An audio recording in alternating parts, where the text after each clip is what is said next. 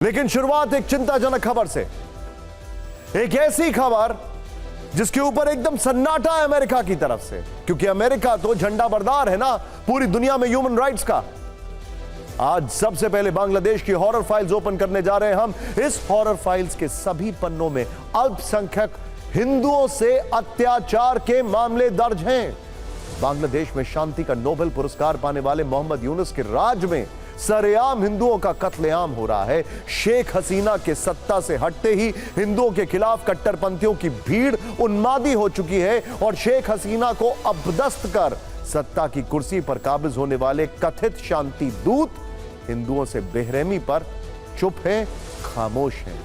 नया मामला 15 वर्ष के, ध्यान से सुनिएगा, 15 वर्ष के उत्सव मंडल नाम के हिंदू युवक से जुड़ा है, जिसे पहले थाने बुलाया गया, फिर वहां हजारों कट्टरपंथियों की भीड़ पहुंची। युवक को थाने में ही बेरहमी से पीटना शुरू कर दिया। वीडियो एज एविडेंस हम आपको दिखाने वाले हैं। इस कदर मारा कि उत्सव मंडल की जान पर बनाई, वो अधमरा हो गया और उसे अस्पताल ले जाना पड़ा। लेकिन आरोप है कि जब यह हिंसा थाने में घुसकर की जा रही थी, तब वहां भीड़ को पुलिस वालों और सेना के जवानों की खुली छूट मिली हुई थी और उत्सव मंडल पर हमला करने से भीड़ को रोकने की रत्ती भर कोशिश नहीं हुई। इस घटना से जुड़े कुछ जरूरी सवाल। हिंदू युवक उत्सव मंडल पर कट्टरपंथियों ने क्या आरोप लगाए थे? उसे और उसके परिवार वालों को पुलिस घर से पकड़कर थाने क्यों लाई? पाकिस्तान के बाद बांग्लादेश को भी अब हिंदुओं के लिए नरकिस्तान क्यों कहा जा रहा है? और क्या बांग्लादेश में अब किसी भी हिंदू का रहना सुरक्षित या महफूज नहीं है? बांग्लादेश की अंतरिम सरकार के बारे में कहा जा रहा है कि वो बांग्लादेश का नाम बदलने पर विचार कर रही है, वहां शरिया कानून को पूरी तरह से लागू करने पर सोच रही है। उसकी चाहत है कि विकास के रास्ते पर चलने वाले बांग्लादेश को दूसरा पाकिस्तान बना दिया जाए। एक सेकंड के लिए मान लेते हैं कि ये उस देश का अंदरूनी मसला है, लेकिन यहां सवाल तो अल्पसंख्यकों के हितों को लेकर है। बांग्लादेश में रहने वाले अल्पसंख्यक हिंदुओं की इसमें क्या गलती है? उत्सव मंडल जैसे हिंदू युवकों के साथ बेरहमी क्यों की जा रही है? उत्सव मंडल एक छात्र है, वो 11वीं क्लास में पढ़ता है, उसके खिलाफ भीड़ जानवर क्यों हो गई, वो भी पुलिस स्टेशन के अंदर? उत्सव मंडल की पिटाई से जुड़े कुछ वायरल वीडियोस आपको जरूर देखने चाहिए। दुनिया भर में मानवाधिकारों का झंडा उठाने वाले पश्चिमी देशों की चुप्पी भी है इस पर, और यह चुप्पी कई सवालों को जन्म दे रही है। सभी वीडियोस देखने से पहले आपको यह बता देते हैं कि यह मामला कहां का है और कब का है। बांग्लादेश में एक जगह है खुलना दक्षिण। 4 सितंबर की रात को यहीं पर डीसीपी के दफ्तर में पुलिस उत्सव मंडल को घर से उठाकर लाई थी, लेकिन पीछे पीछे कट्टरपंथियों की भीड़ भी आ गई। उसके बाद उत्सव मंडल के साथ जो कुछ किया गया उसका सबूत थाने के अंदर का यह मंजर है। डीसीपी के ऑफिस में जमीन पर बेसुध खून से लथपथ दिख रहा यही युवक उत्सव मंडल है। उसके ऊपर भीड़ का ताबड़तोड़ हमला हो रहा है। डीसीपी ऑफिस में उसके पैर को पकड़कर घसीटा जा रहा है।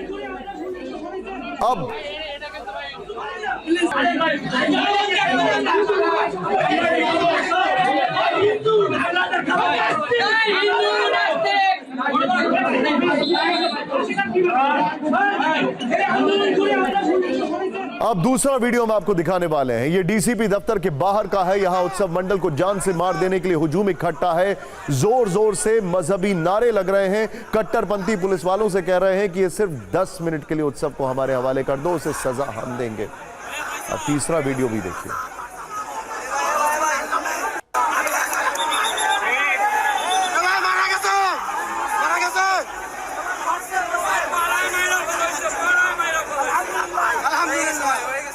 तीसरा वीडियो देखिए।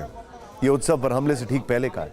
डीसीपी ऑफिस में उत्सव बैठा दिख रहा है, उससे कुछ बातचीत चल रही है। कुछ लोग वहां मौजूद पुलिस वालों से गुस्से में बात कर रहे हैं। शायद उत्सव से यह कहलवाया जा रहा है कि ऐसी गलती दोबारा नहीं होगी।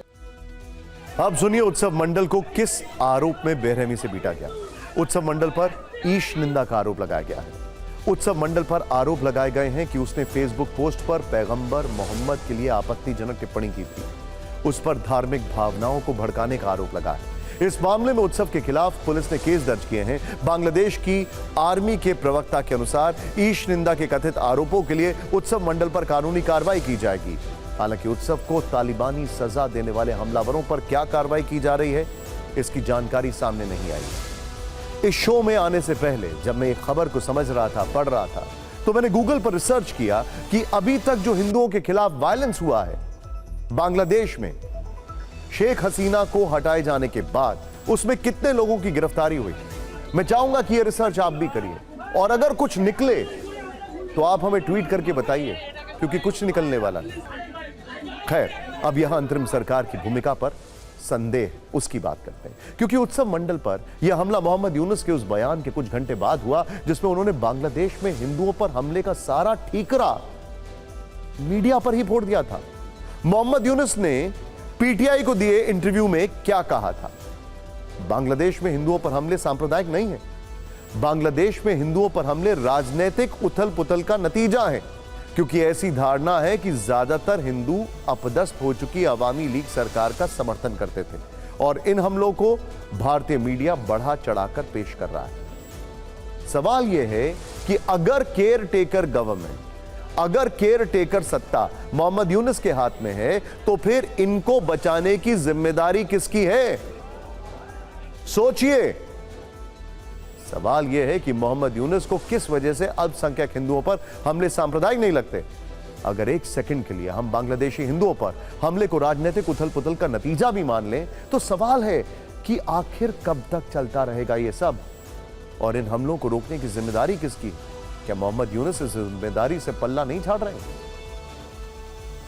हमने आपको इसी तरह की कई खबरें कुछ समय पहले पाकिस्तान की भी दिखाई थी। पाकिस्तान में इसी तरह से ईश निंदा के आरोप में थाने से खींचकर लोगों की हत्याएं की गई थी। इसी साल पाकिस्तान के पंजाब प्रांत के ननकाना साहिब जिले में एक व्यक्ति को थाने से बाहर खींचकर मार डाला गया था, उसके शव को जला दिया गया था। अब ऐसा ही खौफनाक मंजर, सिलसिला, वाकया बांग्लादेश में तख्ता पलट के बाद चल पड़ा। बांग्लादेश में ईश निंदा के लिए कैद और जुर्माने की सजा का कानून है। बांग्लादेश में ईश निंदा के आरोप साबित होने पर 7 साल तक की सजा का प्रावधान है। यानी उत्सव मंडल अगर भीड़ के हमलों से बच भी गया है, तो मानकर चलिए कि उसे अगले 7 साल डर और दहशत में जेल में बिताने पड़ेंगे। और हिंदुओं से तालिबानी स्टाइल में बर्बरता की यह सिर्फ एकमात्र घटना नहीं है। बीते अगस्त महीने में Bangladesh national Hindu grand alliance ने जानकारी दी थी कि शेख हसीना के नेतृत्व वाली सरकार के पतन के बाद से अल्पसंख्यक हिंदू समुदाय को 48 जिलों में 278 स्थानों पर हमलों और धमकियों का सामना करना पड़ा। नेशनल हिंदू ग्रैंड अलायंस ने इसमें हिंदू धर्म पर हमला करार दिया।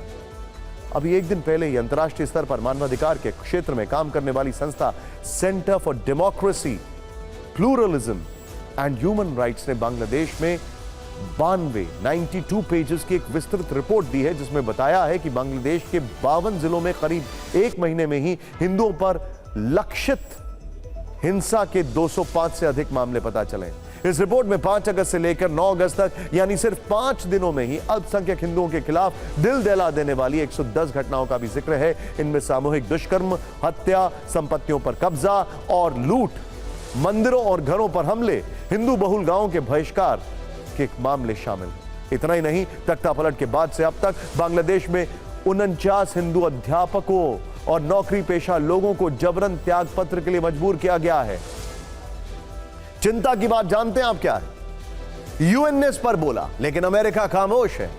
वो अमेरिका जिसके लिए कहा जाता है कि वो हमेशा से बीएनपी का समर्थक रहा है, वो बीएनपी जिसके राज में एक जमाने में हिंदुओं पर ज्यादा अत्याचार होते थे। अमेरिका के लिए खुद ब्रह्मा चेलानी ने कहा है कि वो चाहता ही नहीं था कि बांग्लादेश का गठन भी हो।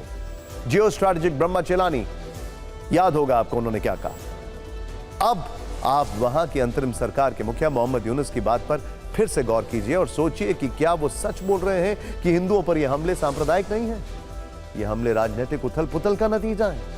फिक्र के लेंस से बांग्लादेशी हिंदुओं का हाल देखने से पता चलता है कि बांग्लादेश की सरकार असल में भ्रम फैला रही है। कड़वा सच यह है कि बांग्लादेश कट्टर पाकिस्तान बनने की राह पर है, जहां अल्पसंख्यक हिंदुओं से वैसा ही क्रूर बर्ताव हो रहा है जैसा सिंध में होता आया है, बलूचिस्तान में होता आया है, कराची, लाहौर और इस्लामाबाद में होता आया है।